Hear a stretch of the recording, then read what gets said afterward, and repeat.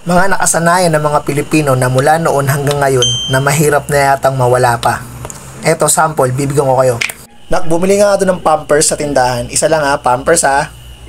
Pampers ang inutos sa'yo pero ang hinahanap pa na brand ay EQ o Happy Pants na diaper. Diaper dapat. Yun talaga ang pagkakaan, di ba? Kasi ang Pampers mahal na brand eh. Kaya ang alam talaga dati nakasanayan kasi nung unang produkto eh, Pampers. Pero diaper talaga siya nakakategory. Dahil nga marami nalilito dyan kasi dito narinig ko madalas sa aming mga kapitbahay, Pampers ng Pampers. Pero EQ pala o Happy Pants yung hinahanap. Hindi pala Pampers. So dapat diaper, di ba?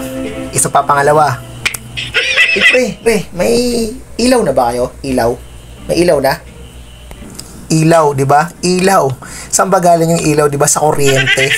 Lagi tinatanong dito, pag nag-brand out, may ilaw na kayo? Siyempre, hindi ako magkakailaw kung walang kuryente. Yan ang isa sa mga, nakakasanayan na talaga, no? Kasi doon galing yung ilaw sa kuryente. So, kung walang ilaw, walang kuryente.